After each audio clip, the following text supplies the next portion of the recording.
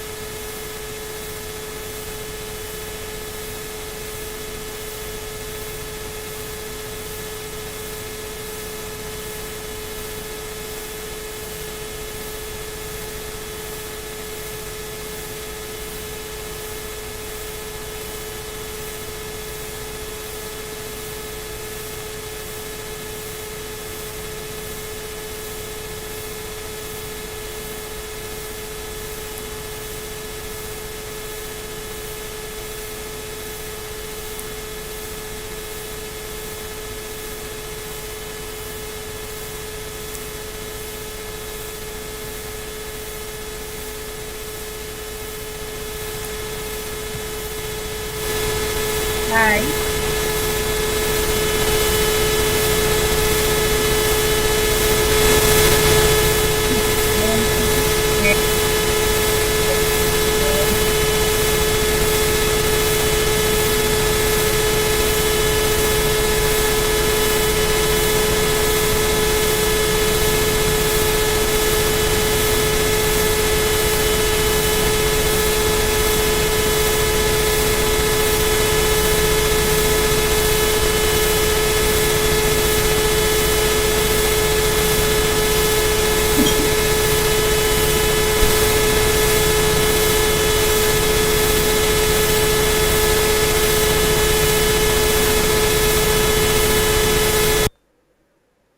Okay, not bad feedback, so I just turn it down a little bit. Okay, I hear no feedback.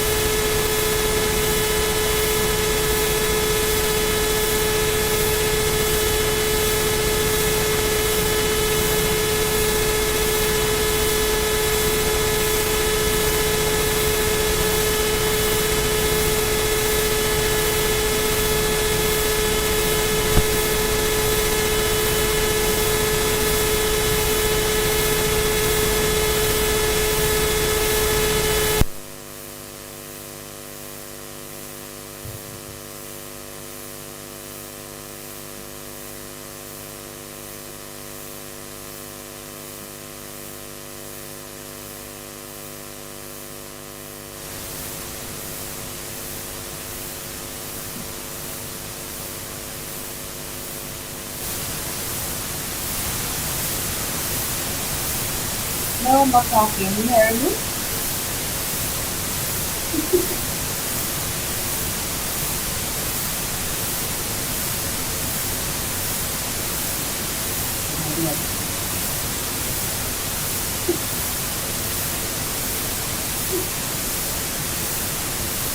Oh, yeah.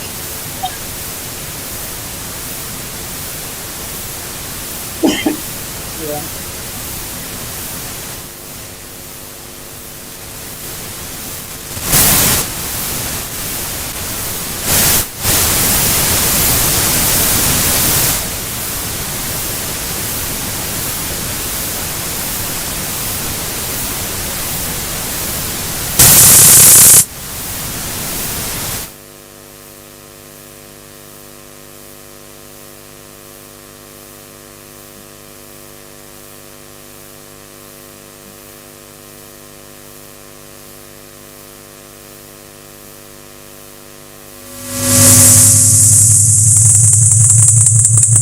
Hi.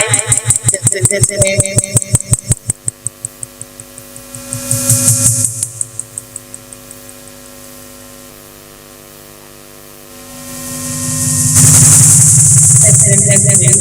Sound. Testing. One, two, three. Mic check. Yeah.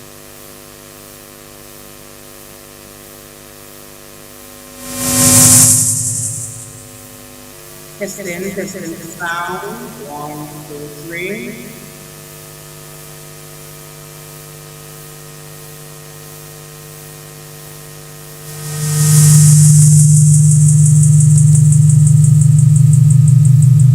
Testing. Sound. One, two, three.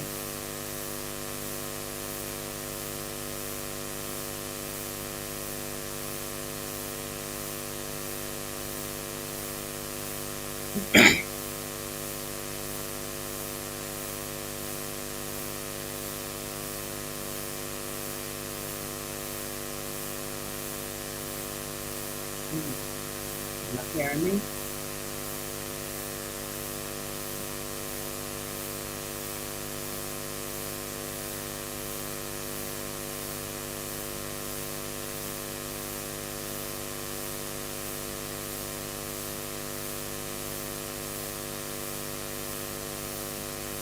Mm-hmm.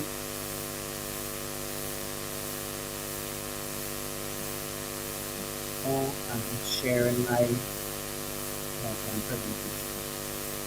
And it can't be done by Zoom or anything of that sort, no? Oh, okay, sure. Okay, alright, nice.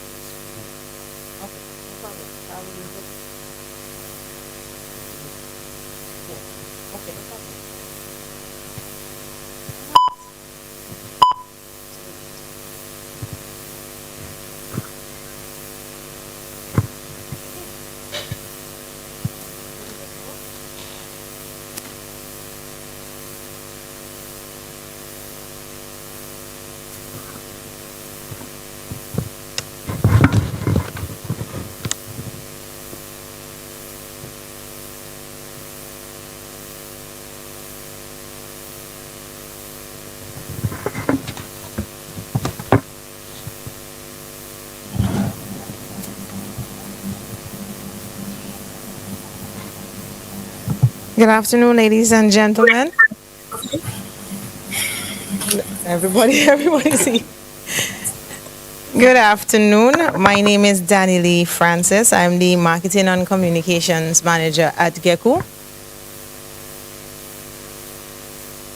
It is a pleasure for me to welcome you here to our finals pitch for our Small Business Innovation Contest.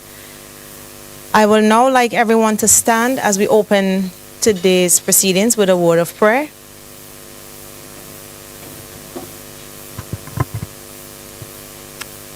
Let us pray. Dear God and eternal Father, we want to thank you for the gift of life, O God. We want to thank you for health and we want to thank you for strength. Lord, we ask that as we come here today for the finals of this innovation contest, that you will bless each and every participant. Lord, you will bless Geccu, the organization that spearheaded this initiative, oh God. Help this organization to continue in its ways of developing our citizenry, oh Lord. Lord, we bless everyone in this room. We bless everyone listening to us on social media, oh God. Lord, bless today's proceedings in Jesus' name. Amen. You may have your seat. No, sorry. We are pausing for the national anthem. My apologies.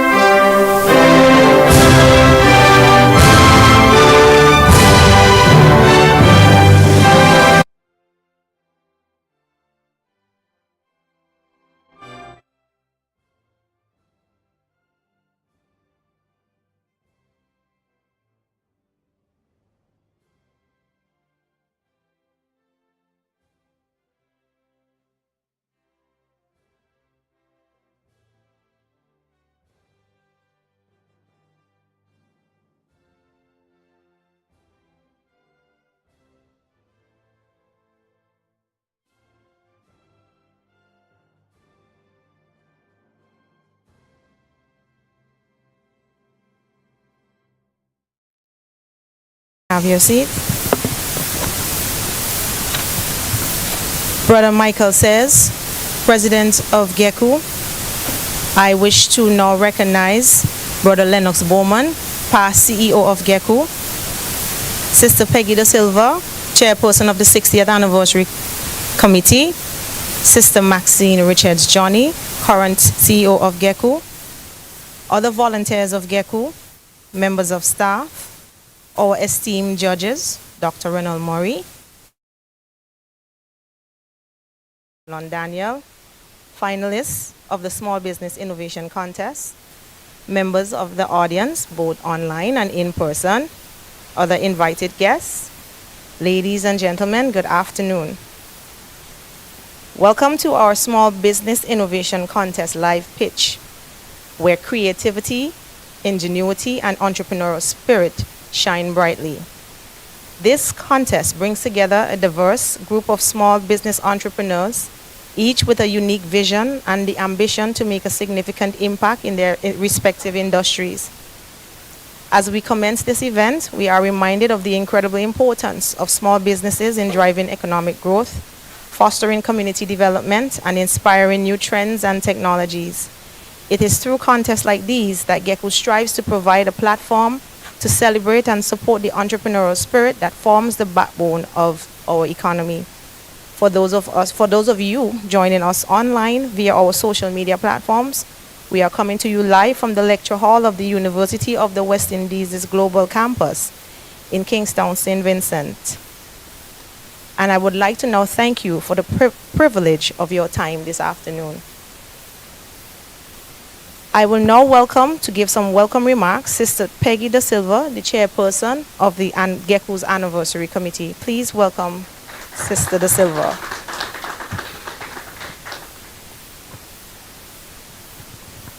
Thank you, Sister Donnelly.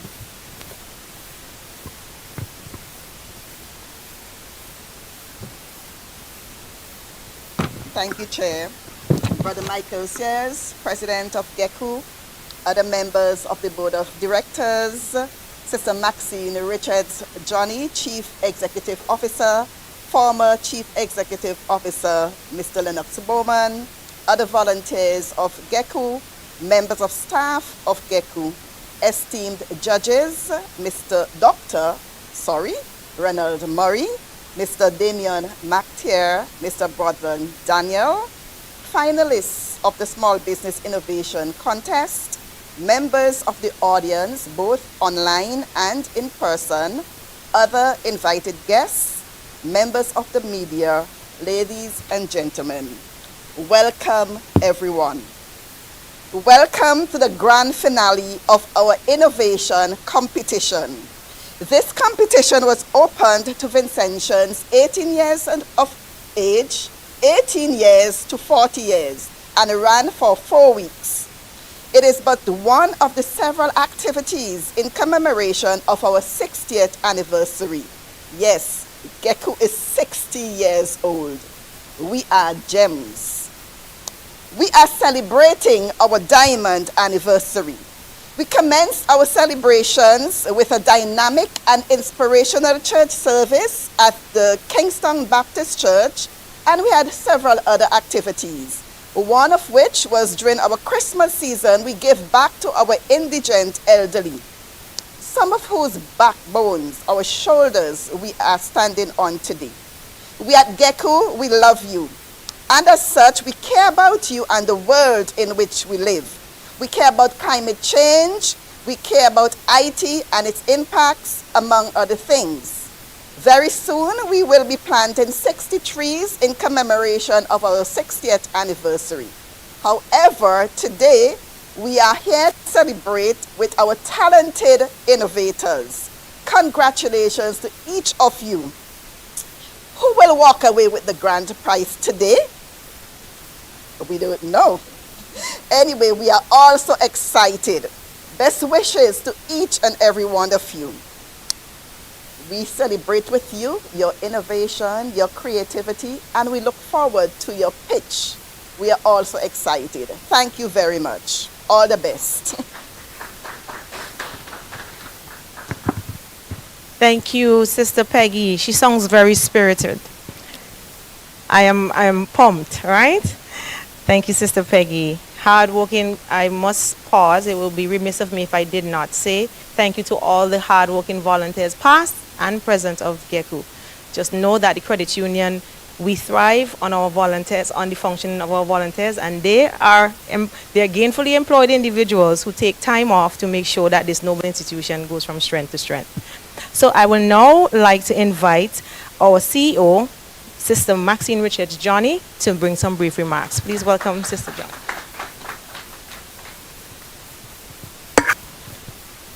Thank you, Donnelly. Please allow me to adopt the protocol that was already established. Right. So, good afternoon, everyone. It is my pleasure to welcome you to the live pitch of our Small Business Innovation Competition under the theme Innovating for a Sustainable Future. And as Sister Peggy said, this activity was part of the activities for our 60th anniversary celebration, which will end in July. It started July 2024, and it's a 1 year celebration. So this initiative was conceptualized and spearheaded by our 60th anniversary committee, and I want to commend them for their foresight and effort in bringing this to life. So recognizing the importance of entrepreneurship to national development, the team made a deliberate effort, as she said, to open it to all Vincentian and not just our membership. And it reflects what Geccu is about. We're about community engagement. We're about development of our societies and national development.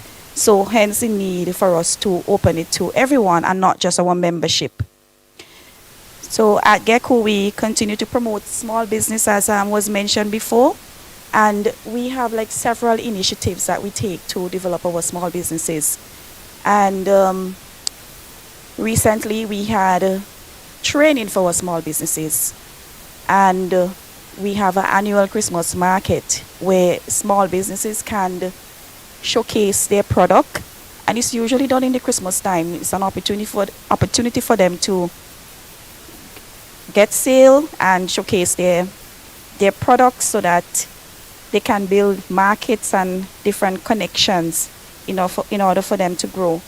In addition to that, Geccu is looking at different initiatives for small businesses, and as we speak, we're looking at different products and services that can help to augment and develop this very important sector of our community.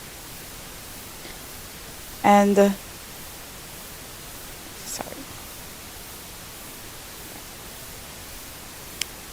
looking at the team, what was mentioned in here, and AI, sustainability, climate change, agriculture, blue economy, these topics are priority areas to Geccu, and these form part of our strategic objectives.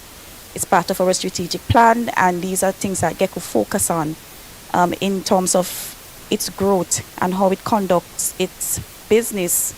We know that sustainability is a topic that is very common, and as an institution, there are different standards that we follow, and very soon we have to report on sustainability. It's the IFRS standard S1, S2 that Geccu has to be part of. So we already start in terms of putting things in place for ESG reporting and developing different products and services. And we have a product, we call it the Green Deal, and that product is really intent to help our members access loans that can allow them to purchase eco-friendly type products, equipment, solar panels, etc.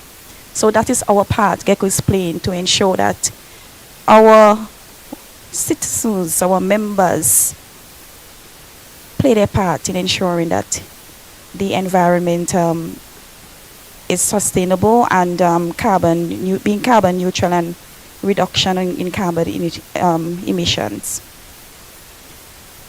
I have had the opportunity to preview the 5 submissions that we received, and I must commend all of the participants. They range from agriculture, food security to personal care. And food security is something that is prevailing right now.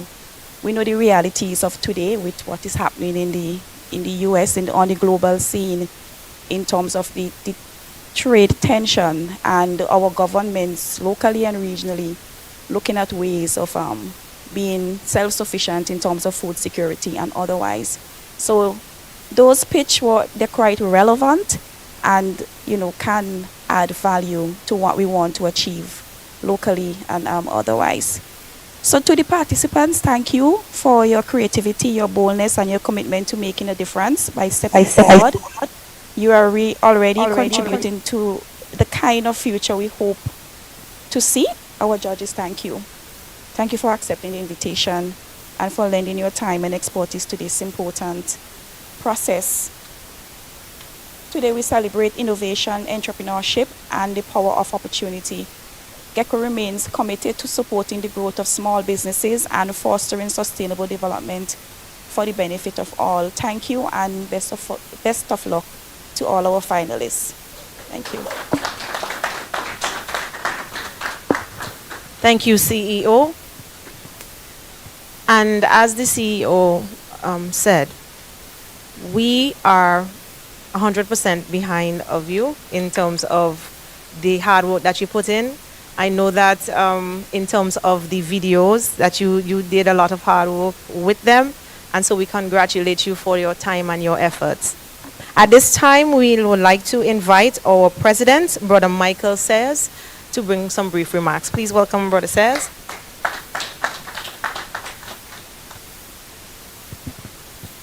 Thank you very much, Sister Danielle. Pleasant good afternoon to everyone.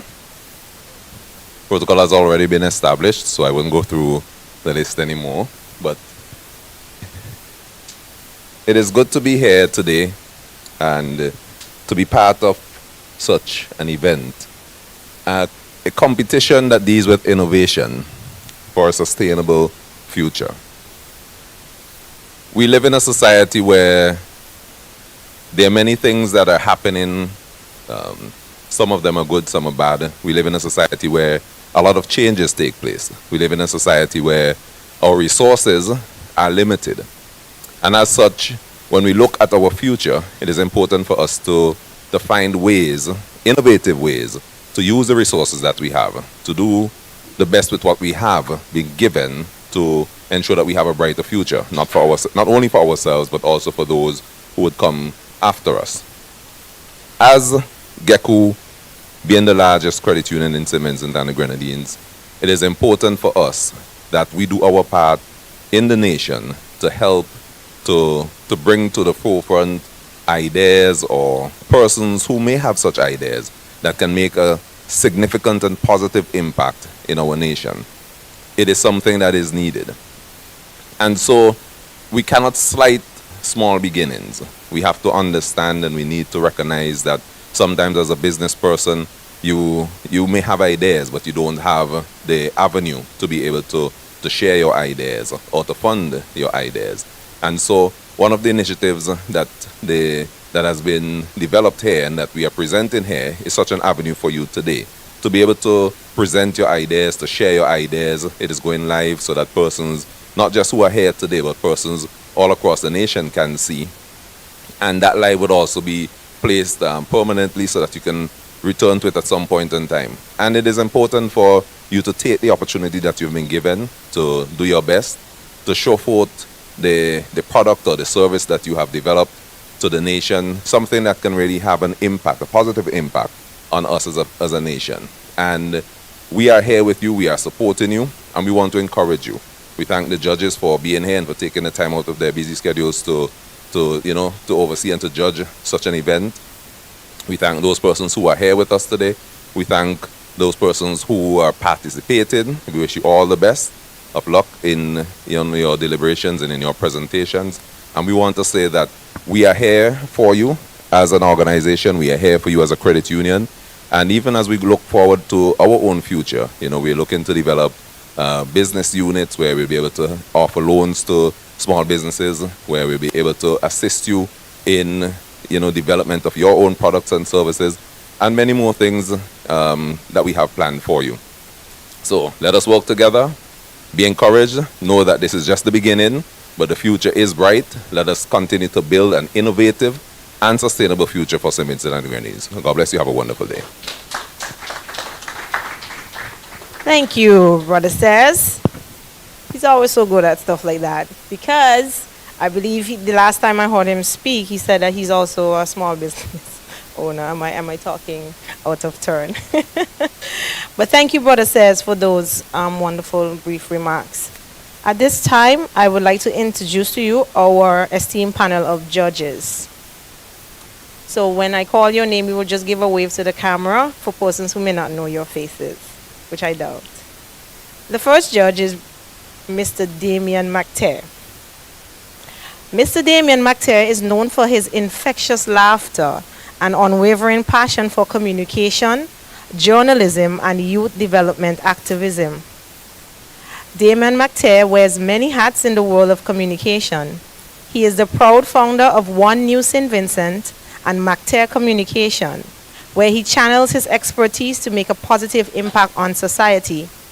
Currently serving as a lecturer of communication and marketing courses at the Division of Technical and Vocational Education of St. Vincent at the St. Vincent and Grenadines Community College, Mr. McTeer imparts knowledge and wisdom to the next generation of communicators. Mr. McTeer holds a Bachelor of Arts degree in Integrated Marketing Communication with first-class honors from the University of the West Indies, Mona, where he not only excelled academically, but also had the honor of graduating as the valedictorian in 2020 from the faculties of Humanities and Education and Science and Technology. In 2024, he won the inaugural Prime Ministerial Youth Advisory Council's Award for Youth Journalist of the Year. He was selected as one of the Young Leaders of the Americas for 2025. More recently, he completed a course in entrepreneurial leadership with the U.S. Department of State in collaboration with the Arizona State University, which ranks #1 on the U.S. for innovation. Mr. McTeer also writes for international media, namely the Guardian newspaper in the UK, where he highlights development issues in the Caribbean. He has also written articles published locally and regionally about the revival of the coconut oil industry and the need for an annual national challenge, a ministry of innovation, among others. So, ladies and gentlemen, our first judge, Mr. Damien McTeer. Our second judge, Mr. Brodland Daniel. Mr. Brodland Daniel possesses a wealth of knowledge and experience in the fields of computer science, and electronics. He holds a bachelor's degree in computer science and electronics, as well as various certificates in computer networking and repair. He was a teacher of computer science and math for 10 years before venturing out on his own. Currently, his business requires him to build, maintain, and utilize various machines, including laser cutters, CNC machines, 3D printers, and industrial printers. That's a nice pitch. Thank you, Brodland. For the last 4 years, he has led various teams of young persons to take part in the International First Global Robotics Challenge held annually. And I'm proud to say that Geccu is always partnering with him for those initiatives. Ladies and gentlemen, Mr. Brodland Daniel.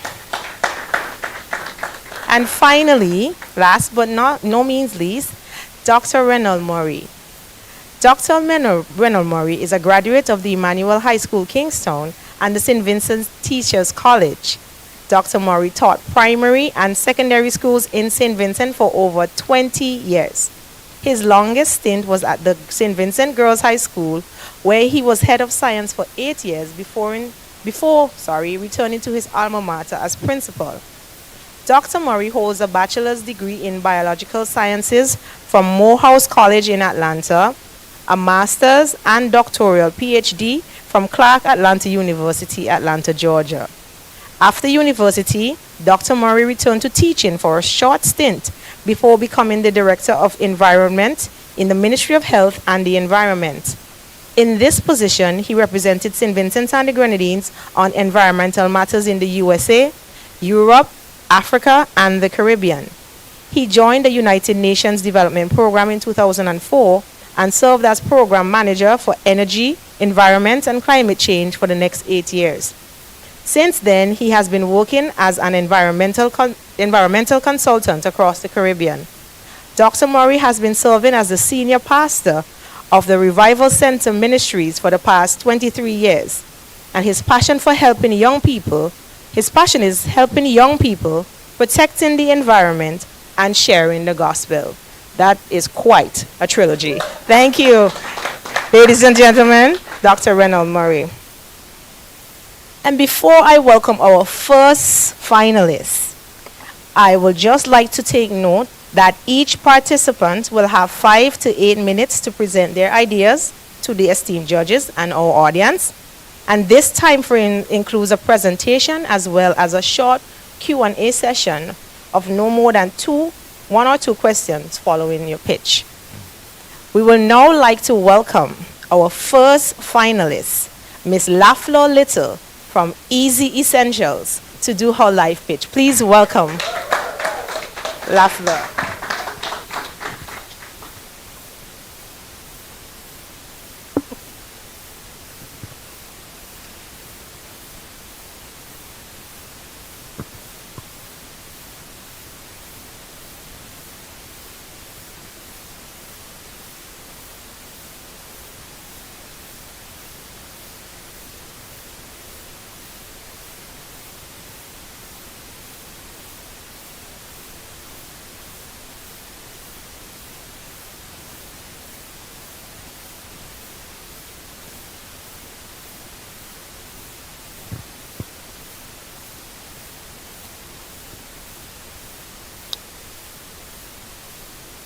Good afternoon, everyone. My name is Lafleur Little, and I am the founder of Easy Essentials. Easy Essentials makes it easy to access period products by placing vending machines in public restrooms. Question: what would you do if you're out in public and you need a sanitary napkin, but there was nowhere to get one?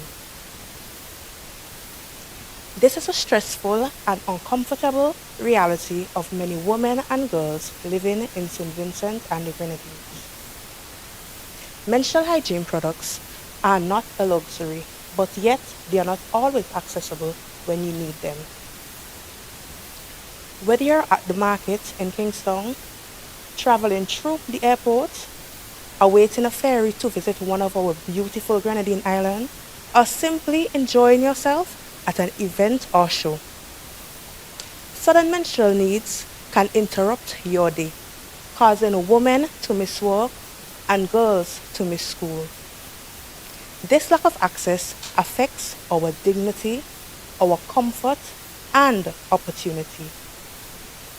My solution is simple: install vending machines in public restrooms. These machines would offer affordable, convenient, discreet sanitary napkins, whether it's an emergency or you just need a backup. The solution is right there. No awkwardness, no delay. How does it work?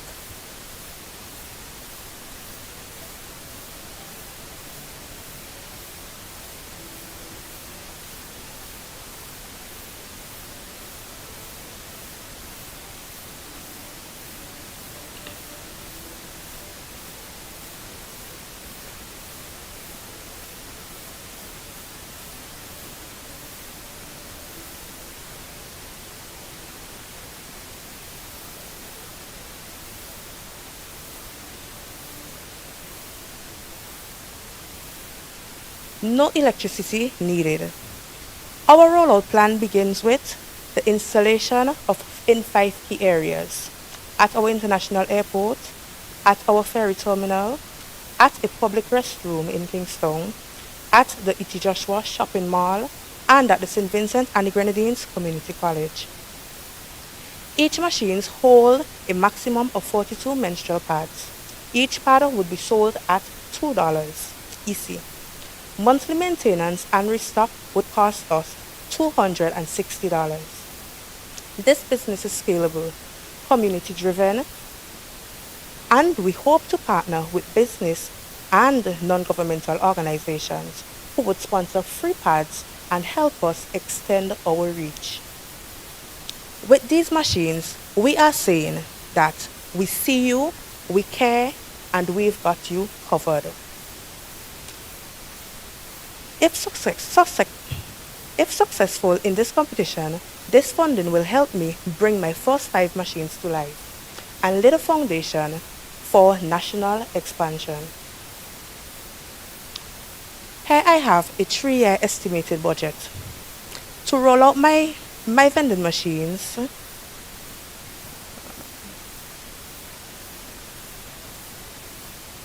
I would need $3,383.45. The revenue coming in from each machine each month all 5 machines each month would be $420. Expenses per month, $260. Profit per month, $160.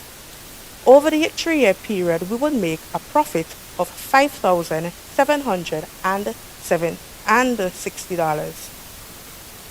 After deducting our startup capital, we would remain with a profit of $2,376.54. I thank you.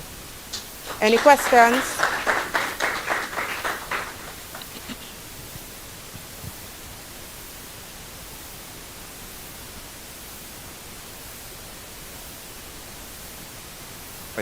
Well, it's a very good idea to begin with. Very good Thank you. idea. One question. I noticed one whole spot two, right?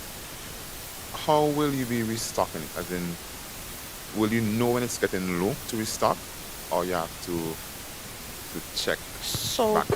we would have to go and check them to see where they reach. So every week we could go and check them out every 2 weeks to see where they are and restock them as needed.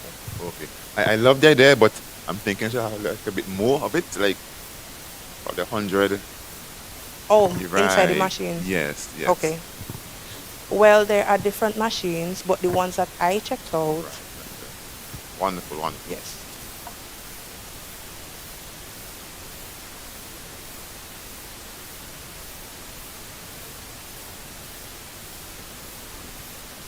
Any other questions? No?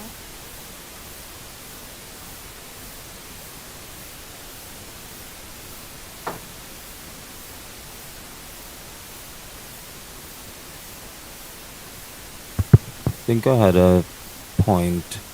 How did you say you were going to acquire? I think you mentioned something about asking for, more or less asking for donations from partnerships from corporate Okay. sector. So if I win this competition, right, the funding that I will be, the money that I would win, I would put it into the business, right? So now I would be partnering with different businesses or organizations so that they could like donate some of the products, right? Um, when I say partner with businesses, I am thinking along the line of advertising for them on the machines because the machines can be labeled and they would give me free products for the advertisement. Okay. In your target audience, I know you mentioned, Women and girls. right, what made you choose the locations that you have proposed? Okay, I so noticed you have the community college, which is good, but Joshua Center, are those in line with who you're targeting? because a lot of persons would be out that area gathering and socializing. So I choose those areas because of that particular.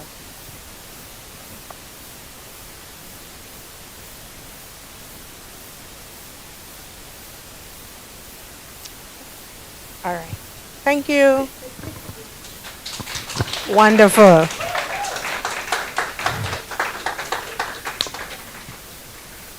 Thank you, Miss Little from Easy Essentials for that wonderful presentation. And she was within time. So I guess she practiced. So congratulations. We now go to our second finalist, whose business name is Square Food Farm SVG. His name is Terrence Williams from Camden Park. Please welcome Mr. Williams for his presentation.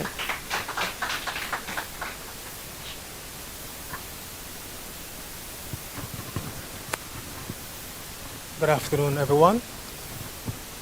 I am Terrence Williams of Square Foot Farm, and my business, of Square Foot Farm.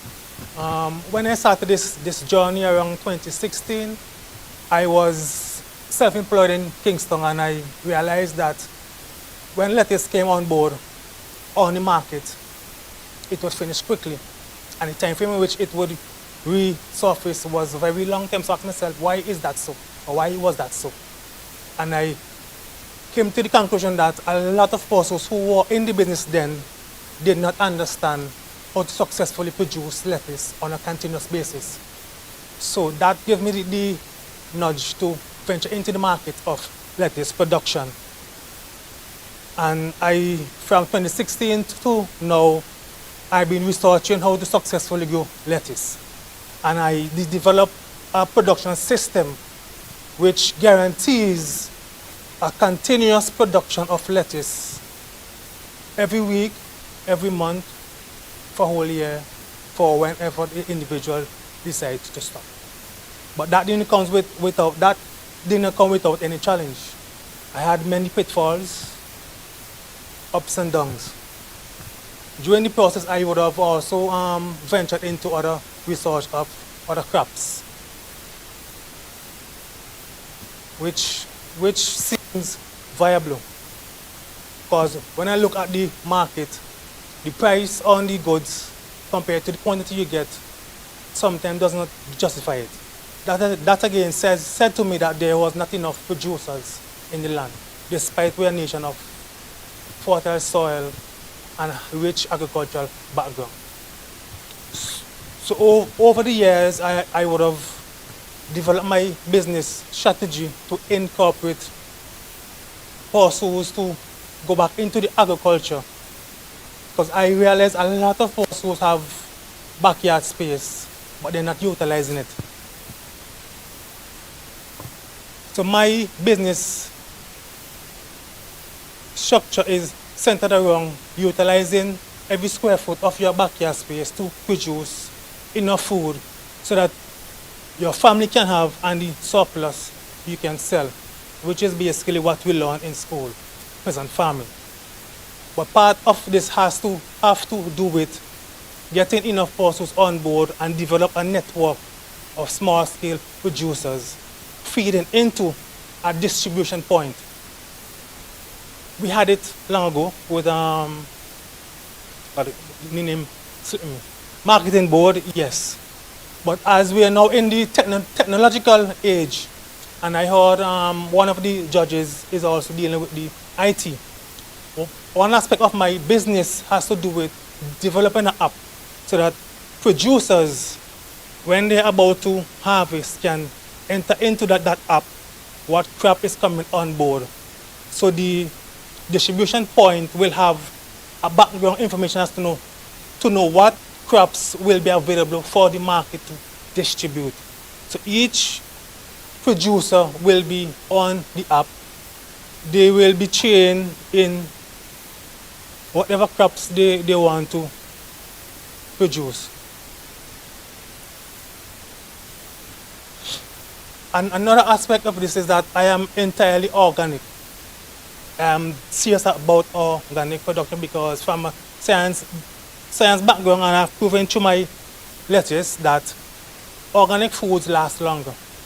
My customers would have been giving me that recommendation that my lettuce lasts longer in their fridge. So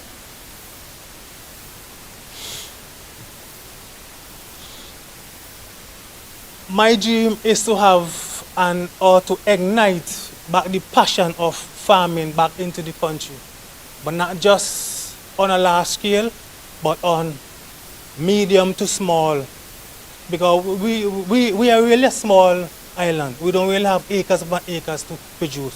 So in order for us to have that quantity, we have to stretch to the smaller scale, which I was reading a book from Prime Minister, from his MNU, and small farmers contributed tremendously to the nation economy in those days. So with this, I am hoping to revitalize back the small scale, the backyard garden, so that we can come together and form a network and a distribution point, as the marketing board was, to increase our productivity and eventually be able to export, because we cannot export until we can have the capacity to fill a container every week. Thank you, ladies and gentlemen.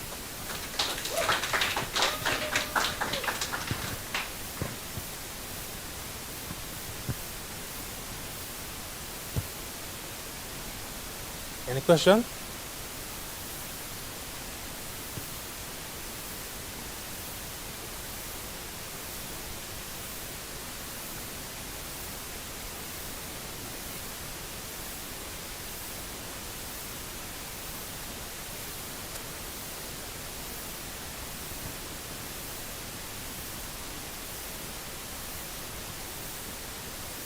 I have a question. Could you elaborate a bit more on the app you mentioned about, how the app will actually work?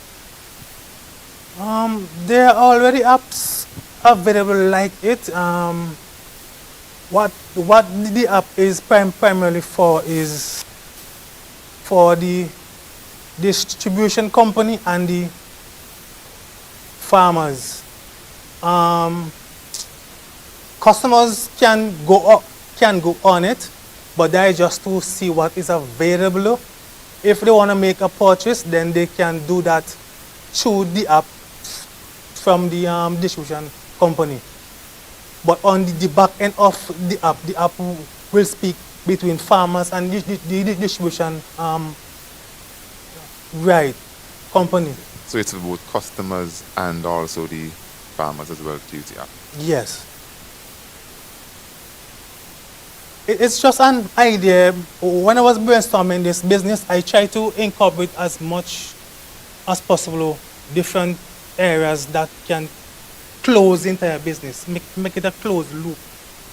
Because one thing with farmers, because I am experiencing it, is distribution. Some persons live far out in the country, some persons live way down leeward. And if you are producing, most persons don't have access to vehicle. Now this is where the distribution company comes in. When the crops are ready, the farmer communicates, whether through the app or by telephone, so that the distribution company now send out the collection trucks to the farm, to the individual home, collect the goods, back to the depot, process it, and distribute it. And we have supermarkets with their truck. It's also how I vision it. I see these supermarkets playing a big part of it because they also already have the storage capacity. They already dealing with customers already on this end. But there are a lot of technical things that will have to be worked out. Yeah, well, I have seen an aspect of it. I think it's up Belmont.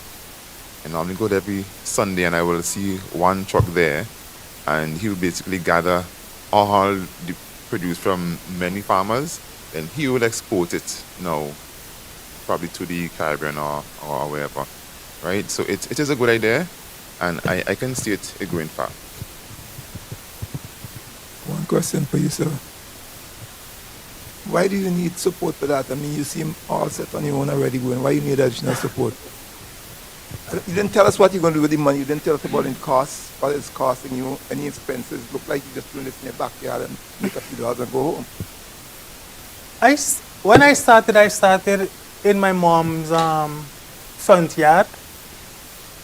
I was self-employed in Kingston, and I used to leave home and not knowing anything about agriculture and go home only afternoons, entire afternoons up to 10 o'clock in the night, just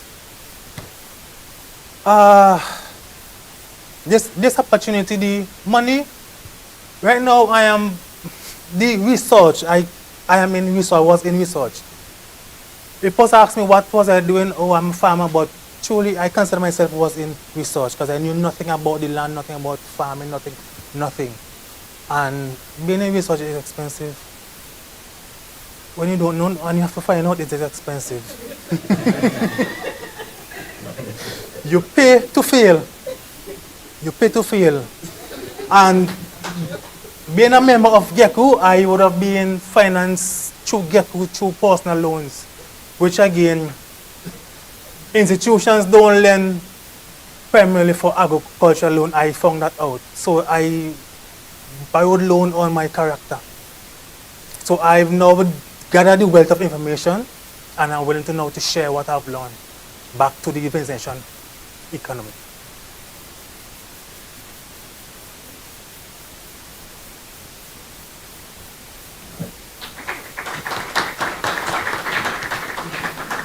Thank you, Terrence. Whew. Drilling there. Did a good job. Thanks to the judges for all those questions. Keep them coming. So now we will go to our next participant. She was unable to be here in person. So we have a live link for her.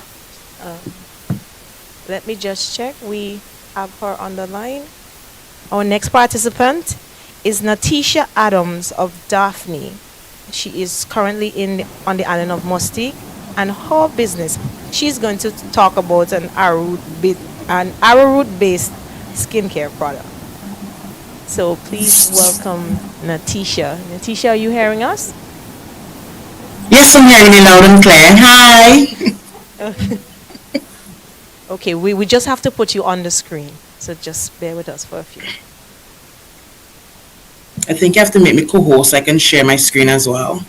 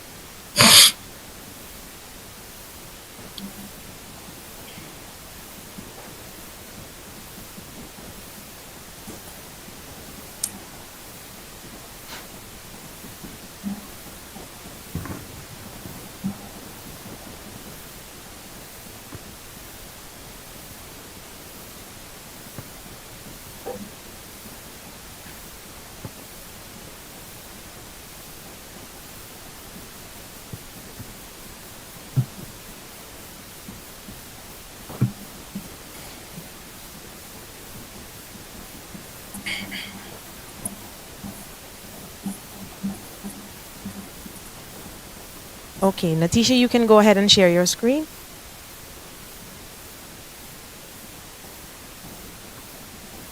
Okay.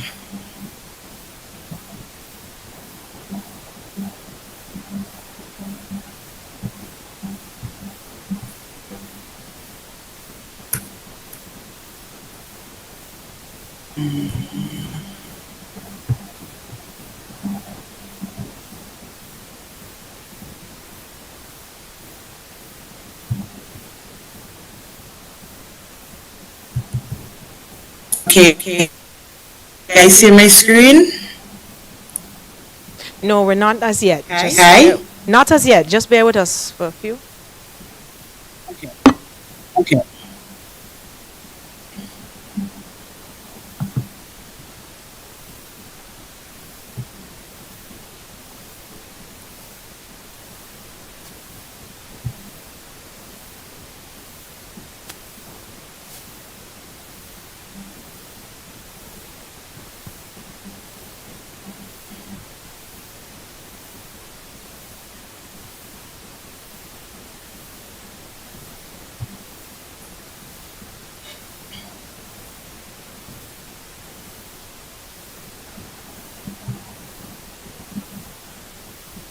Okay, Natisha, we are having some issues displaying your screen in the hall.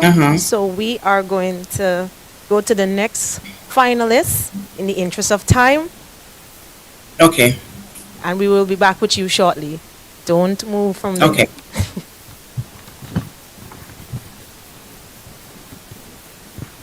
Our next finalist is Miss Kevina Warner from Gibson Corner, and her business name is Super Eco Greens Limited. Please welcome Kevina Warner.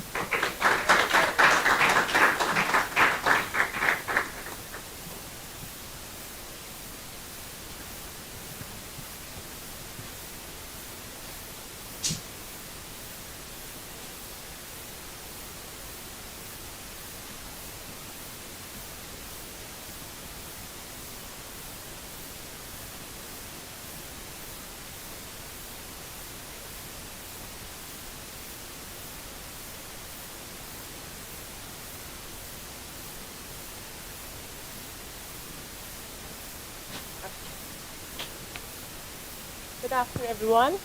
Busy mic. My name is Kevin Awana. I'm here. I'm the founder of Super Eco Green Limited. I would like to introduce you to my app and what it's about. What is Super Eco Green Limited? Are you ready to be a part of the movement that transforms agriculture and empowers communities? At Super Eco Green Limited, we're more than just an app. We're a bold vision for the future of farming. Imagine a world where crops thrive with lost water, where technology helps farmers make smarter decisions, and where communities grow stronger because of innovation. That's the world we're building. What is our vision? Our vision is to revolutionize agriculture through smart, sustainable technologies, empowering farmers with intelligent solutions that produce more food, conserve precious resources, and safeguard our agricultural heritage for generations to come. Why settle for the things we have? Why settle for the way things have been?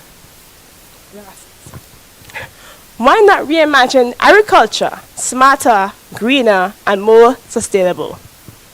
Join us as we sow the seeds of change. Together, we can grow a better tomorrow. So this is a little video I'm presenting.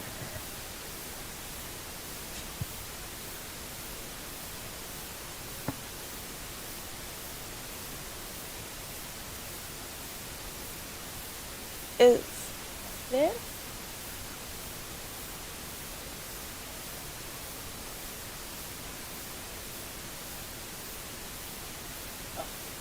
It's a video clip, I'm sure.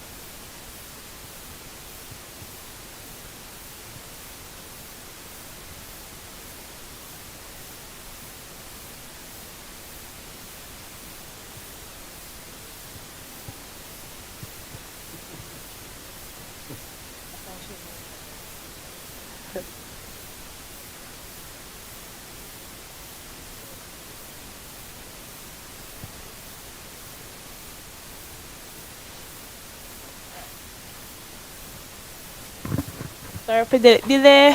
The video is not working. My apologies.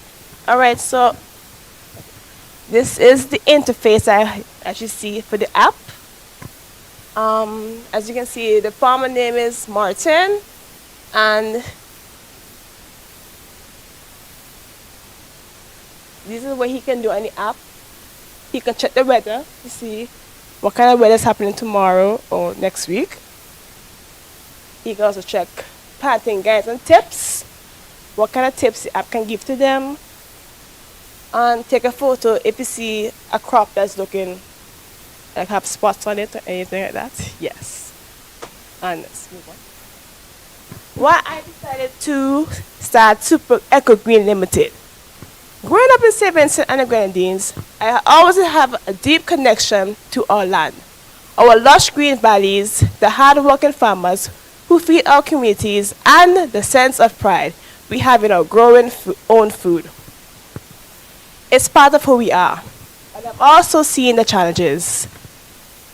Farmers struggling with unpredictable weather, rising costs of seeds, fertilizers, and tools, wasted crops because of pests or bad timing. Who are we here for? Small farmers in Sunny Bay who wake up before dawn to tend their fields, backyard gardeners in Kingston who dream of growing their own fresh food, young entrepreneurs in Barley looking to make agriculture profitable again, women farmers in rural communities who are building sustainable futures for their families. Why? Because I believe we can lead the way in smart, sustainable agriculture. We don't need to wait for foreign companies to bring solutions. We can build our own. Super Eco Green is my way of giving back to the land that raised me and empowering the people who keep our nation fed. How Super Eco Green's app uses predictive analytics. Planting time predictions based on your location, crop type, and weather patterns, the app can suggest the best time to plant for a better harvest. Weather and water use forecast. It can tell you when rain is likely, so you don't need to waste time or water irrigating unnecessarily. Pest and disease alerts if certain conditions are right for pests, example, too much moisture. The app can warn you early so you can take action before problems spread. Cost-saving tips.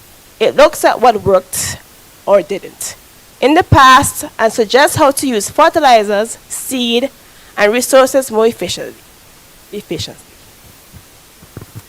Why to use Super Eco Green? 1. Clear and clean design. No clutter, no confusion. The app has a clean layout with large buttons and simple icons. Perfect when you're in the field or in the shade.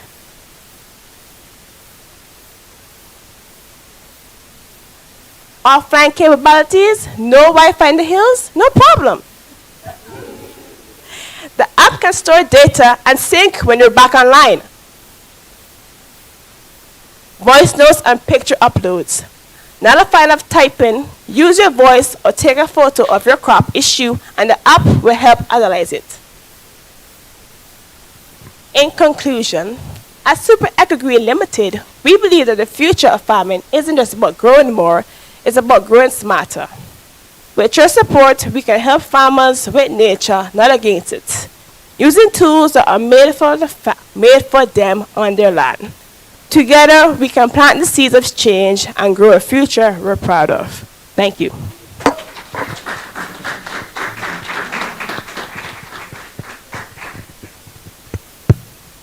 Questions? Did you ever hear of a book called McDonald's Almanac? McDonald's Almanac. Ever heard of that? No. I mean, it tells me all of that thing as this old book, old. You could tell me all that you just told me there. It's a book. What I'm saying is there's a book already telling me that. Why am I going to try to invest in an app when I have a book I could get all that? I don't think farmers nowadays of my generation, my age, would use a book. They will use apps. Oh! I'm sorry. I think millennials farmers, they're more comfortable with the app, so that's why they will go with the apps. I don't think anybody will pick up a book and read it. Any questions? I think what's the unique value proposition? What's the overarching? How would you, if I were new, like totally, what would the main thing that you'd tell me to make me buy into this idea? This app. Okay, I'm a young farmer. You're telling me you have an app that could help me. I see the features and so on. What is the overall? What's the unique value proposition of the app? Well, it's accurate. It tells you It's like a helping assistant. It can be there when you need it, close by. Okay. Yeah. Is this supposed to be something that you're supposed to make money from? How are you going to make money Well, from that? once people download the app and stuff, there is an in-store in the future.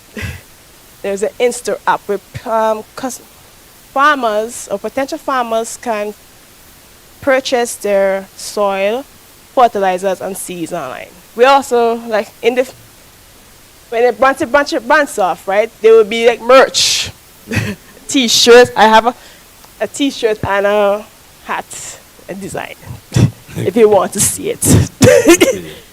Okay. Oh,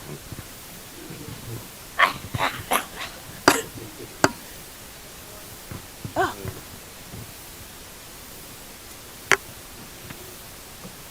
this is my hat. Yeah, it had the logo on it. Yes, I did it. Okay, I don't have no workers. And this is the t-shirt that I designed. The merch. This is it. All right. Thank you, guys.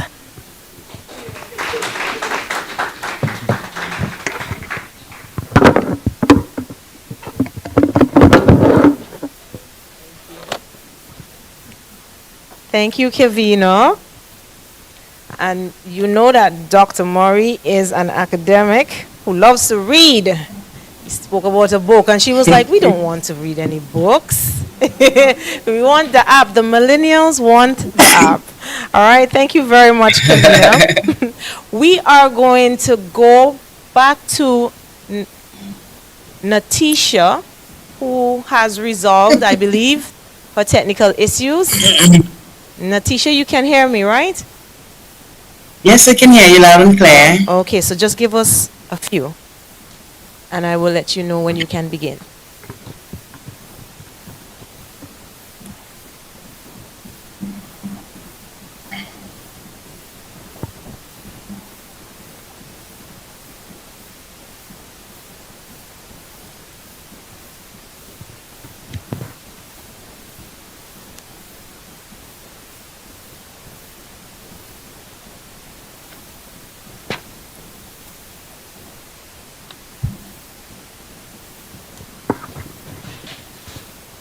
Okay, Natisha, your screen is visible to the audience, so your time begins now.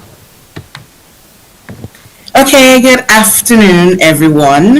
Well, actually, before the time begin, I would like to say the reason why I chose to come up with this initiative.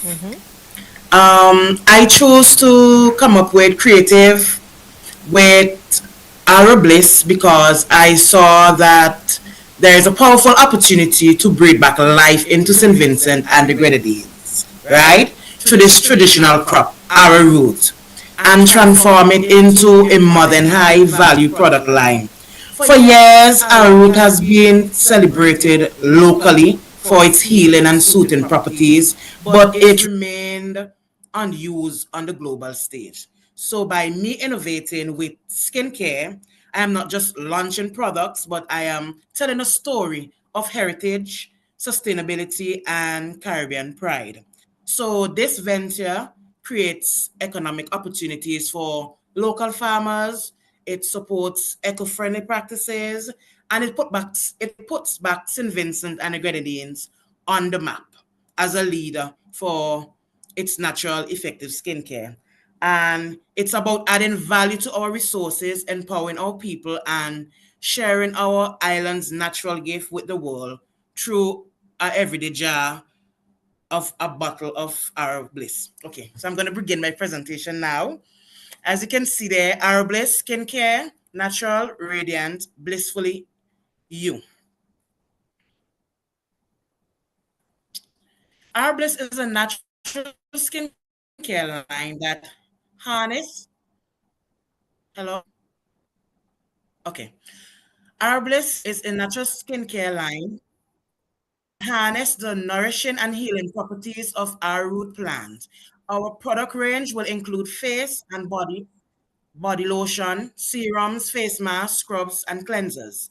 Designed for individuals seeking clean, gently, and effective skincare. Our Bliss offers plant-powered solution that promotes radiant, healthy skin. Our mission to provide quality, natural skincare product that harness the nourishing power of our root, offering customers a pure, healthy, and effective way to achieve glowing, youthful skin. Our vision will be to become a trusted leader in the natural skincare industry, known for dedication to use the finest ingredients, embracing sustainability, and promoting healthy and radiant skin for all. A little history. Over 200 years, St. Vincent has been producing this arrowroot crop, and it's not just a crop, it's also a legacy. And it was once the world leadest exporter of this precious starch. St. Vincent developed a reputation for producing the purest and most pertinent arrowroot globally. So our product information, as you can see, our product line, thinking about hydration, rejuvenating body cream, brightening face serum, purifying face mask, gently face scrub, and herbal toxifying cleansers. 100% natural, non-toxic, cruelty-free. Sorry.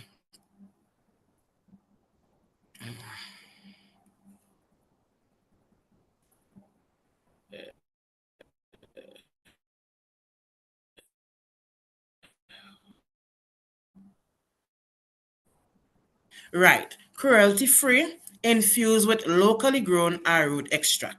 So a few of the benefits of these will soothe irritation and it will also be great for a daily use on the makeup and sunscreen. We have the body cream that will reduce inflammation and calms itchiness.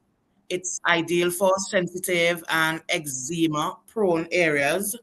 We also have the serum that will minimize the appearance of hyperpigmentation, and also it will boost radiance with natural brightening botanicals and fade dark spots and even skin tone. Also, the face mask, it calms breakouts with anti-inflammatory arrowroot, leaves skin feeling fresh, not stripped. The face scrub, it will promote a natural cell turnover. It also preps the skin for better absorption of serums and moisturizers. We have the detoxifying cleanser that will gently remove dirt and oil and makeup, and also leave your skin feeling clean, calm, and nourished. The target market. We have our primary audience and our secondary audience. So the primary audience is women age 18 plus and over. It also targets eco-conscious and wellness-driven customers, individuals with sensitive and acne-prone skin, individual with sensitive skin, health-conscious consumers, wellness tourists, people with dry and dehydrated skin, and also our secondary audience will be men interested in natural skincare. I leave out our men, of course, not just our ladies, our men as also, and also spa owners. The problem, skincare is crowded, right? Yet it's still failing millions. Overwhelming choices, underwhelming results. Sensitive and melanin rich skin are too often left out. So today, customers demand more transparency, clean ingredients, and results that actually shows. The solution. So what our bliss do is to target care is to is target sorry root bliss wants to target is those persons who have sensitive and melanin rich and free and equals. It will be bridging tradition and innovation for global wellness seekers. So our bliss isn't just skincare, it's Caribbean heritage bottled for the world.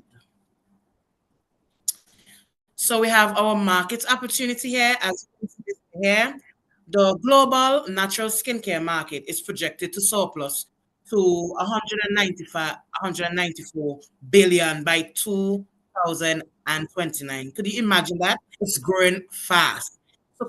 So consumers are demanding plant-based, chemical-free products more than ever, driving a major shift in the beauty industry. And also the awareness of our roots, soothing, anti-inflammatory, and oil-absorbing properties is increasing, opening a unique niche for this Arablis to lead the market naturally and authentically. So the product trends. So we have revenue streams, direct to consumer via e-commerce site, retail partnership with beauty stores and spas, subscription model for skincare kit, pricing strategy, mid-range and accessible luxury, sales channel like Shopify, Amazon, physical store, eBay, you name it. Our marketing and sales strategy would be digital marketing. You know, everybody's on some social media. You have Instagram, TikTok, Pinterest, Facebook, and so on. Influencers, collaboration, skincare and wellness creators. We have brand storytelling, launch events. Those would be like the pop ups and spa collaboration and sampling. We have an estimated startup cost. As you can see here, we have the items on one side and we have the cost on the other side. And some of those items would be the production development, the branding, the packaging, the raw materials, equipment, web development, legal registration fees, and so on. And that will cost about 68,000 EC dollars. Also, we have our estimated monthly expenses after the launch. So we have our items here and we have our monthly costs on the other side. As you can see, we have our raw materials, packaging supplies, web hosting, marketing, staff wages, utilities, transportation, miscellaneous expensive. That will be our monthly expensive will be 14,000 EC dollars. And we have an estimated monthly income. So as you can see here, year one is focusing, will be mostly focusing on building brand awareness and establishing a local customer base, right? And year two now will be expansion into more retail partnerships and stronger subscription sales. So by the end of year three, you should have already developed some regional growth and scaling through online channels like, as I mentioned before, Shopify and Amazon and whatever network you're advertising on. And I have a 3-year profit projection, break even, possible by the end of year. As you can see here, it will be a small profit, but as time goes by, year two, you will have a significant profitability by year two as brand awareness and sales will grow. And by year three, you will be into the scaling production and marketing and distribution and steadily. So that will continue over the 3 years period. I have a competitive analysis here. As you can see, there are different brands and we have their strengths and we have opportunities and gaps here. So what I wanted to take away from this competitive analysis, right, is that our Root Bliss stands out because it combines local ingredients, affordable pricing, and it has a unique niche. And that unique niche is the arrowroot, of course. Unlike some vegan and clean beauty product brands that comes with premium, we all know premium stuff are very expensive. But our Root Bliss will deliver effective, high quality skincare that's accessible for every budget. While other brands have strength, sorry, while other brands have strengths, they also have notable gaps that our root can fill, especially for customers seeking natural, effective skincare rooted in traditional ingredients. Finally, we all know in this crowded skincare industry that the world is full of hidden toxin and empty promises. So what Arabliss wants to do is to offer pure, honest, and high performance products for sensitive and melanin rich skin. And that's a little bit of information about me. I'm a teacher for over the 7 years, and I have a passion and a deep love for business. Anything with business, you just name it. I think about whatever is happening in St. Vincent and the Grenadines, whatever problem, and I just think about how I could come up with different ways to solve this, to just solve this problem. I'm also a team player, and I have outstanding communication skill and leadership skills that and I'm always looking forward to the next opportunity to grow and collaborate and make an impact.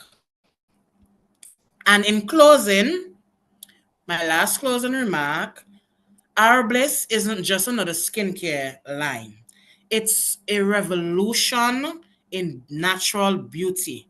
With our root at its core, our products are a direct answer to the growing demand for clean, gentle, and effective skincare. This innovation speaks to those who crave authenticity, wellness, and radiant skin without compromise. Our Bliss meets the need of today's conscious consumer by offering a botanical alternative that works in harmony with your body. It's not only what's in our products, it's the love, intention, and island heritage behind them that sets us apart. So join us in bringing this Caribbean rooted skincare solution to the world. And I thank you. That's the end of my presentation. Thank you very much, Natisha. So, Stop sharing my screen now. are there Okay. any? Thank you. Bye. This is Natia. Hold on, Natisha. There are questions from the judges. Okay. Hello. So Yes. Mr. McTeer has a question. Let me Hi. commend you on let me commend you on a well outlined presentation. I only Thank have you. I only have my I think my issue surrounds generally around feasibility, product feasibility in particular. We know our root is a seasonal crop. Um, Mm-hmm. how do you how can you demonstrate that you can have the quantities that you may need to sustainably keep this business going? And in relation to that as well, I think you projected that you'd make $240,000 in the first year. Could you demonstrate how you'd achieve that? When you take out the expenses, I think the expenses is about 168,000. So when you take out all the expenses for the year, I think I noted that you'll make a very small profit, which is about $4,000 that first year, because that will be the launching and everything. So you'll have a small profit. Let me And cut to in the terms yeah. of the product being seasonal, well, right now we know that the government has um, deposited about, I think it's about a million or two into the arrowroot industry, and So I don't mean to it is interrupt you. supposed. Uh, I don't mean to interrupt you. Did you conduct Uh-huh. any research as to what's the output in our route that we have annually here? Did you do any research in that regard? It's an honest question. If you don't know, it's okay. Yeah, Just I am going to answer you honestly as well.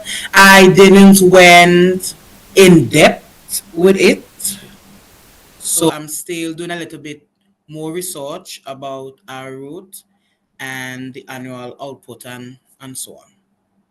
I'm I, still doing my research. I'm still in the research fair stage. enough, fair enough. I was just saying if I mean if you have Yeah. some performer figures, but we wanted to see. Okay, no problem, no problem. Uh-huh.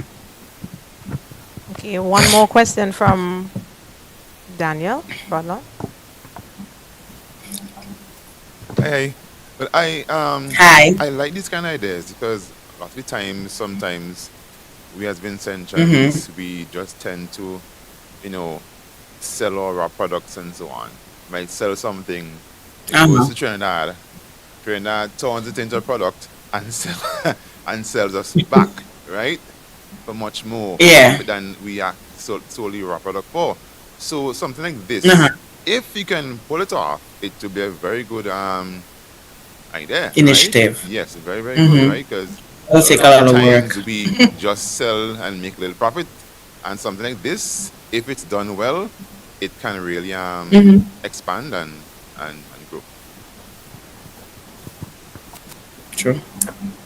So rather than us always, bringing these skincare products to St. Vincent, why not just add value to our route and develop our own skincare products so we can sell it to the world? The market is out there for it. All right, wonderful. Are there any more questions? Thank you so very much, Natisha, You're welcome. for your Arrowroot skincare line. Thank you. And last but certainly not least, it is my pleasure to introduce our final finalist, Mr. Brandon Bertrand Joshua from Diamond, and he is the owner of Jenny General and Construction Services. We just have to set him up, but please welcome Mr. Joshua.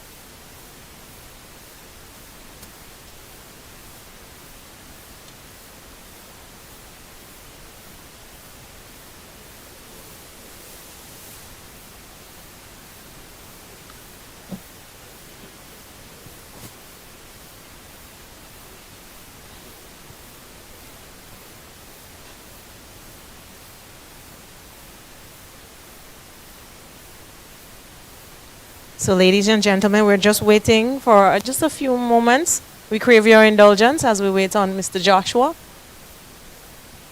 to set up his presentation.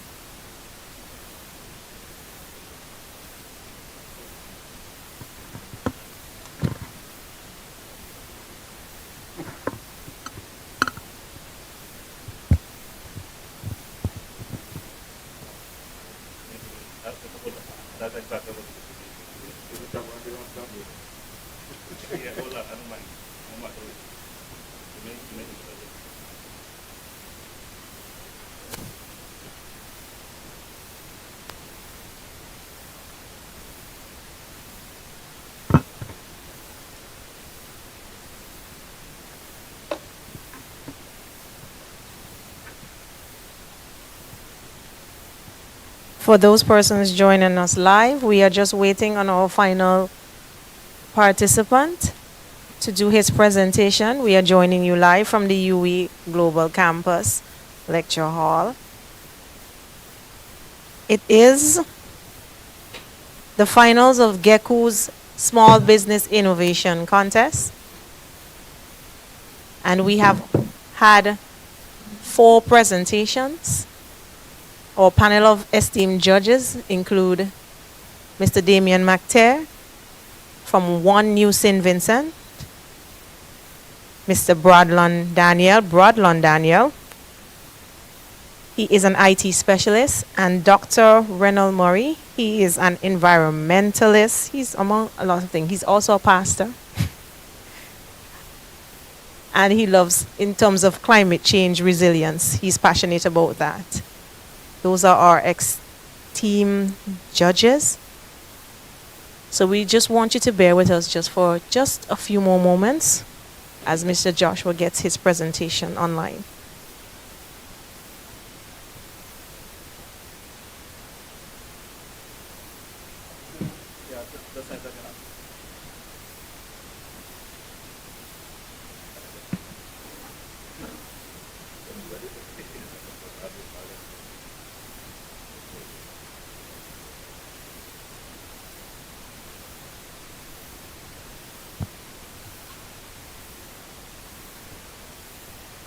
This is also a gentle reminder that the Geccu Gospel Fest National Showcase is happening tomorrow, Sunday, April 27, at the Russell's Auditorium.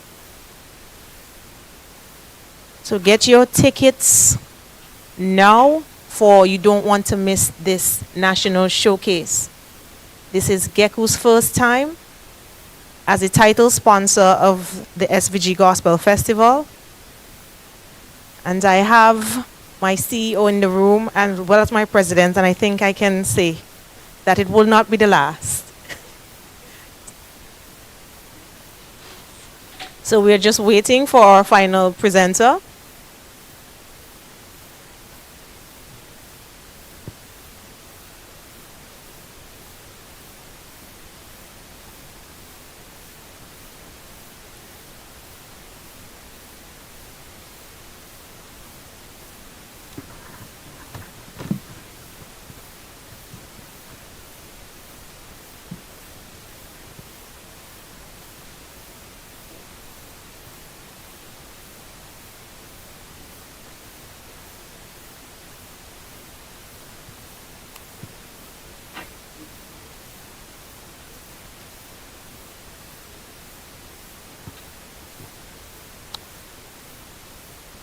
So ladies and gentlemen, while we still wait, we are going to invite Saeed Bowman, Mr. Saeed Bowman,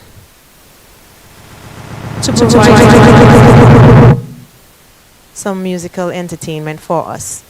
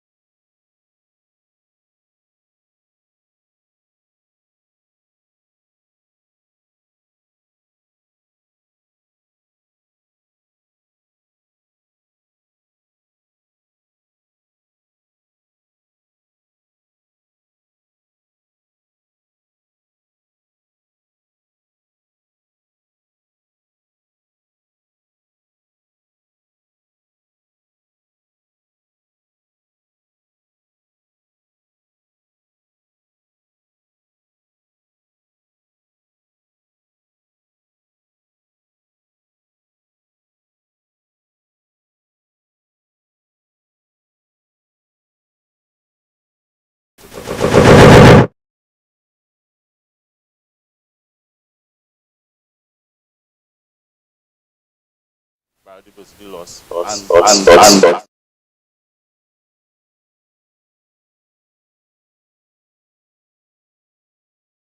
decrease in export and demands and for higher prices.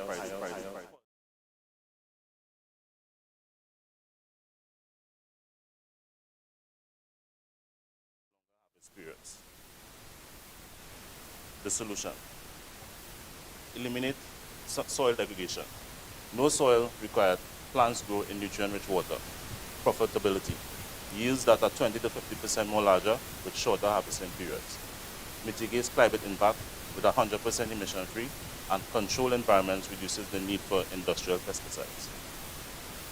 How it works: the solar panels are normally mounted on the roofs, or they can be ground mounted for the pouring of the hydroponic systems. The hydroponics is soil-free crops being grown in balanced nutrient-rich water solutions.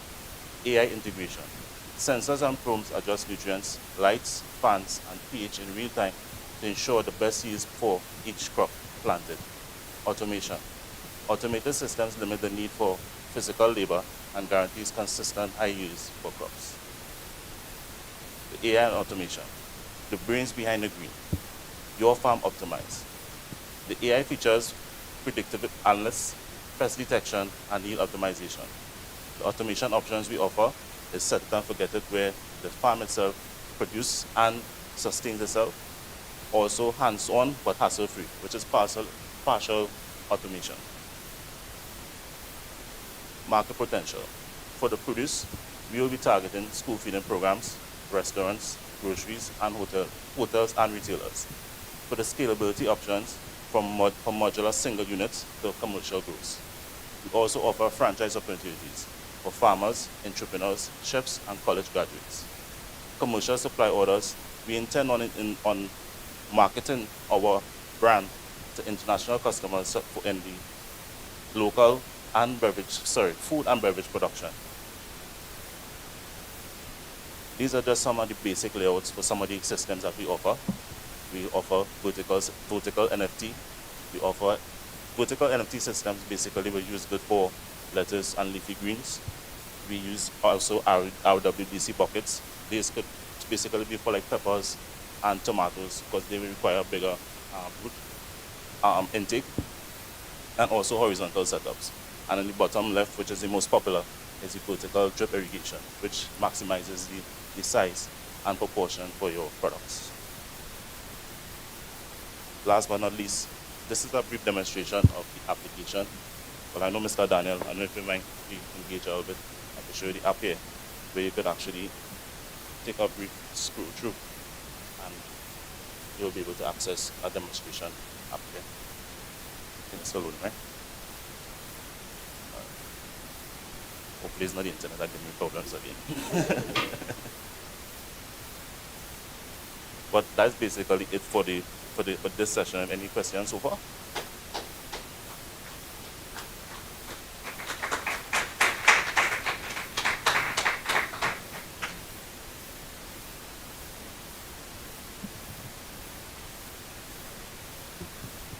I know the time frame for everybody was, limited. You were operating under time constraint per se.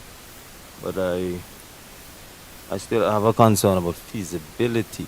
Could you take us back to your target audience? Sure.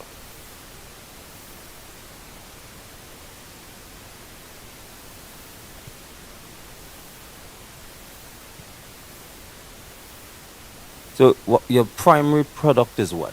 Well, that's the thing. Our farms right now, we are still in the developmental stages. So we are doing a lot of research into terms like what crops are really needed on the island, because it's not just about going to fill a void. We actually want to solve solution. So far, I mean, one of my fellow contestants, he has offered something concerning lettuce, which is a very popular crop. So these are one of the things we are looking forward to, but not isolated to that one particular. Right. But the name of your company is General Construction Services. Mm-hmm. So I take it that you're constructing farming spaces. No, what happened? The solar farm is just a brand under the umbrella of Genie. Okay. right? So it's just something that we have separated because we deal with solar power systems. Right. So what we do is just kind of more or less fuse the hydroponics to the solar system and offer that particular brand. So in other words, I have a property, I want to get into this modern type of farming. I call you, Yes. and you establish it for me. Okay. So, produce. Mhm. Target audience, produce. What? Wait, can you repeat? No, I see target audience, produce. All right, sorry. Maybe I should have been Yes, more specific. yeah, here. expand on that. That more or less is like the produce being from any farm that we do, because what we're trying to do is actually create a demonstration farm, which is intend on scaling, and the produce from Oh, these so farms. you will have Yes, a yes, farm. Yes, Okay. that particular one. But then Right. from that, we're creating models moving forward, so it's easy to be franchised. Okay. Okay. So now I understand this part. Okay. I'll come back.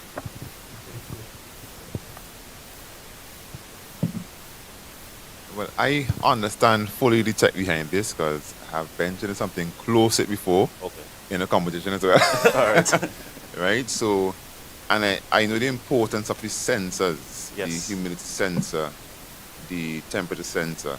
Use those to track to know when to add water, when to probably open the roof to more sun come in Correct. and all this kind of Correct. stuff, right? So I totally understand the automation behind that Right. and how it is beneficial, how it will be beneficial, right?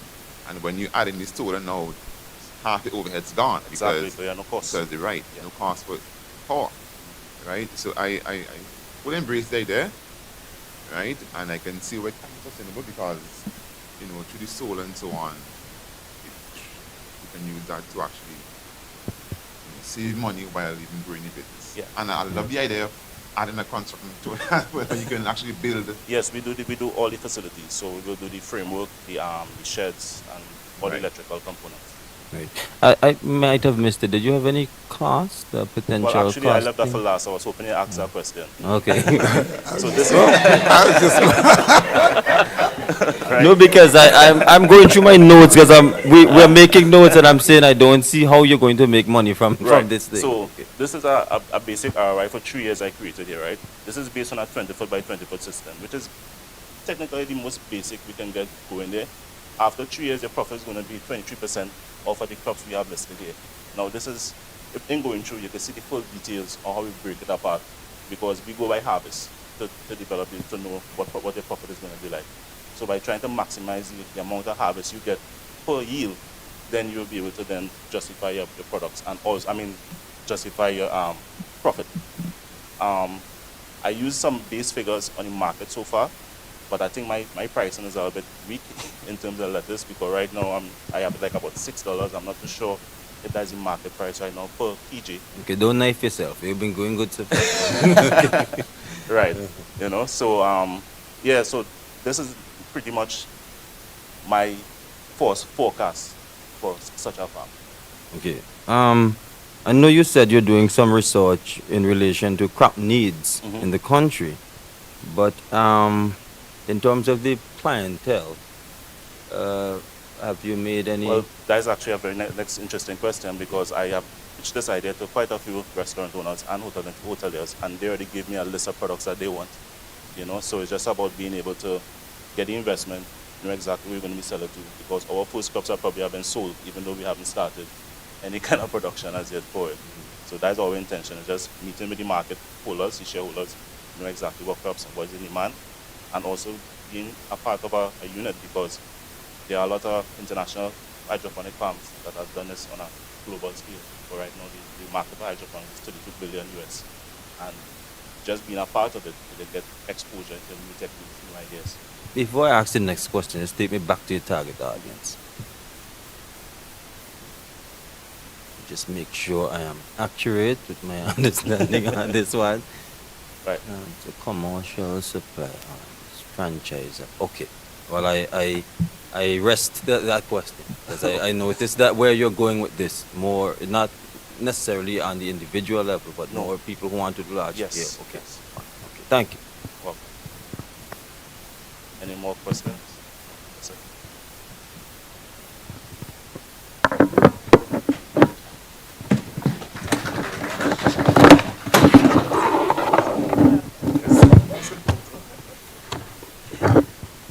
right. Thank you, Mr. Joshua. Please give all of our finalists a round of applause. We had some issues, but thank you for staying with us. At this point, we are going to invite Saeed Bowman to come and give us some entertainment while the judges deliberate. That should be no more than 10 to 15 minutes. So please welcome Saeed Bowman again.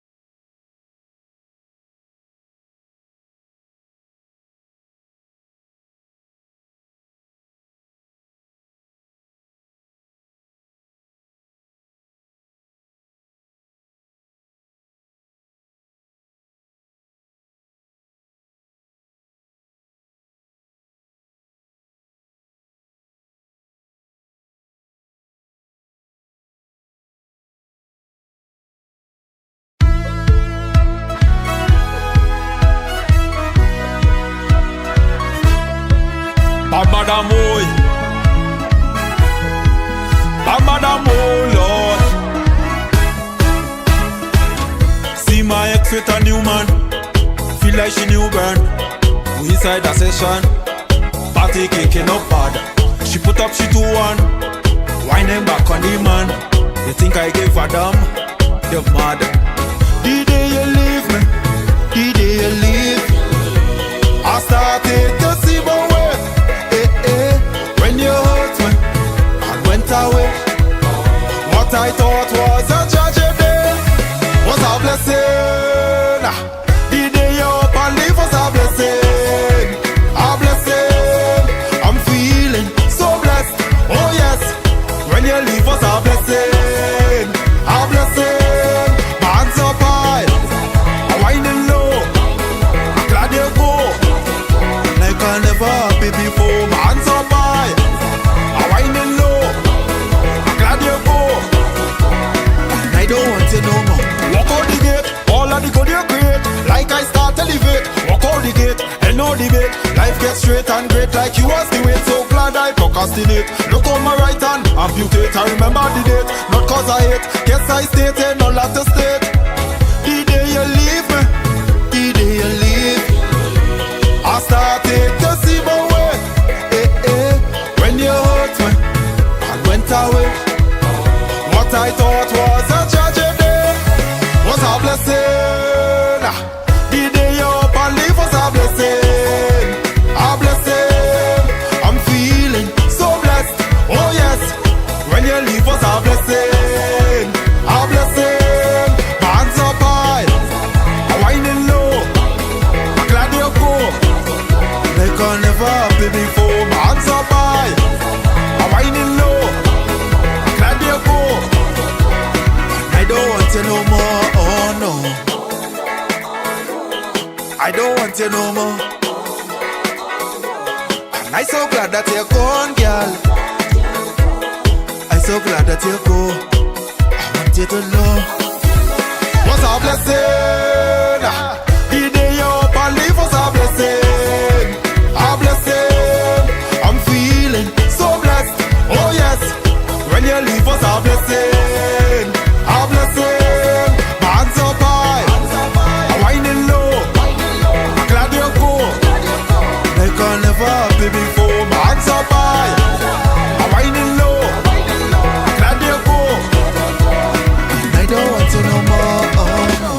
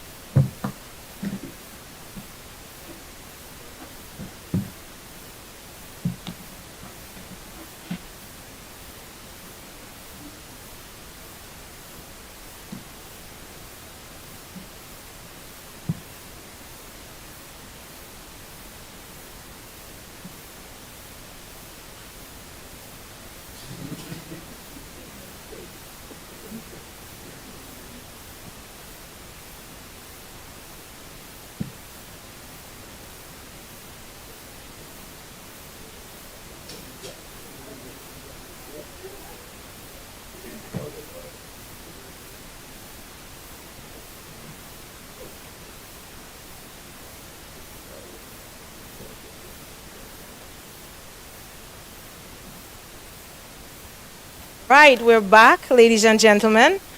I can feel the suspense in the room. I can. But you'll have to wait just a little longer before we announce the winners. It will be announced shortly. I'm just going to invite Dr. Renald Murray on behalf of the judges to give his feedback. Please welcome Dr. Renald.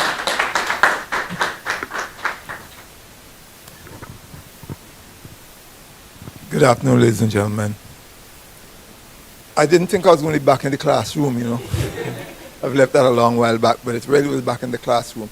It was interesting listening to the presentations. I think that our people did not make the great use of their visuals. When you're really trying to win competitions, you got to capture people's minds. The visuals got to be good. So I want to encourage those of us who might think of going back in the future to work on your visuals. And then capturing the audience is one thing to be jovial, but if you want to convince me, you got to capture me. When you're up there, when you're up here, you got to capture me. You got to tell me. You have to sell your stuff to me. And if I'm not ready to buy, you're not going to get my grades. So you also need to bear that in mind in general situation. It was not an easy cut through as some of you might have thought. It was a bit of a adjustment. So we had to look at all the categories, who did the research and what research was done, what research was necessary to bring this particular product to market, and how much has been done. Those are elements we have to consider. And having looked at all the bits and pieces and all the presentations that we had, then we were able to come to a conclusion that we were all comfortable with the result that you will hear in a while. I'm not delivering the result. I'm just letting you know that we had to really look closely at each other. There was no case where we had to do any gerrymandering. It was a matter of adjusting our presentations based on the criteria that we were given. We were given specific criteria. And at times when you're grading, that's one of the things sometimes happen. You forget one area you didn't pay attention to. So we had to go back and look at all the areas, what was required. So in the final analysis, we were able to provide results that meet everybody meet the criteria set out and let everybody be comfortable that we did justice to the work. So I want to congratulate the persons who presented. I know a few of you lost the track along the way, lost your way along. Got a little feel, but it was good, and I think Geccu should be doing something more like that. But in future, Geccu, when you do this, we need to go categories too. We need to consider categories, right? You need to think of high tech and low tech and those kind of things, because then that was also another challenge for the judges. When someone comes with a high tech performance and someone comes with a low tech, but they're both doing great things. So you know that's something need to be considered. So I wish that the organizers would take that into consideration. But thank you also very much for the privilege of going back in the classroom, and to the participants, thanks for challenging me another time. On behalf of the judges, though, we want to thank all of you, and we had a good time doing this. Thank you. That is exactly what I wanted to hear. Thank you. Whoops.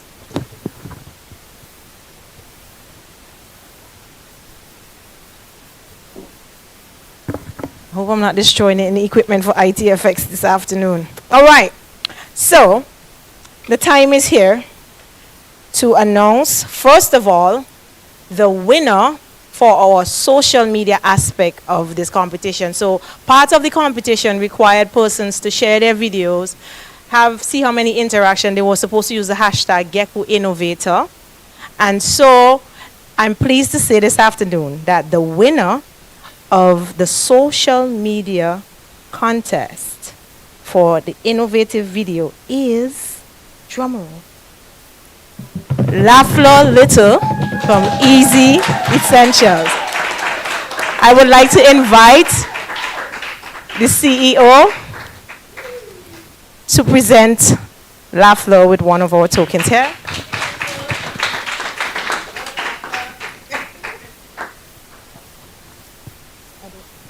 The camera on the stage, or that's fine? Okay.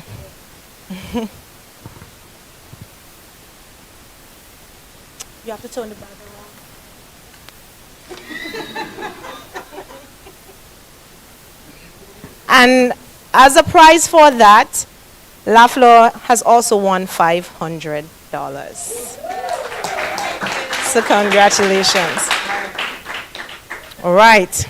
Here it comes. I'm not going to keep you in suspense any longer, except to say that our results were verified by our auditor, Elroy Samuel, along with Lisa Hepburn an independent person who happened to be in the room while the judges deliberated. I think Lisa wanted to take part in the judging as well, but thank you very much.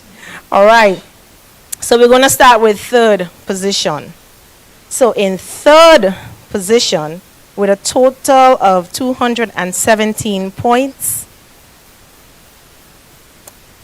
Arrowroot Skincare, Natisha Adams. Natisha is the person who, congratulations Natisha, I know you're watching, is the person who joined us virtually, so congratulations to her. And her prize will be $1,500 towards her idea. I also want to say that fourth and fifth prizes, nobody is going to leave here empty-handed. That's not how Geccu works. So the consolation prizes for the fourth and fifth person is $500 each. So no one leaves empty-handed. I would like to invite the president to give the second place winner, who, with 249 points, Brandon Joshua, Jenny Construction Services. Yeah. So congratulations to Brandon. I did hear some of the judges saying that they will be calling you soon. They asked me for your number, so that's good. Congratulations to you. And here it is.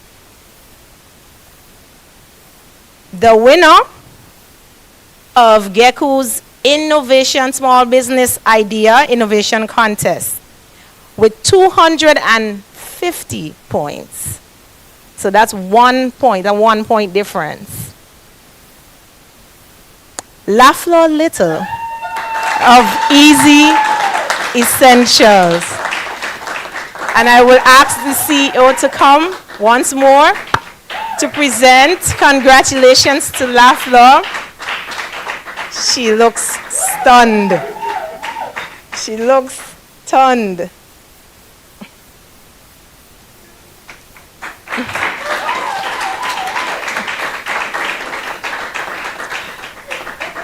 We have to get some good pictures, Lafleur, so make sure you hold the check straight.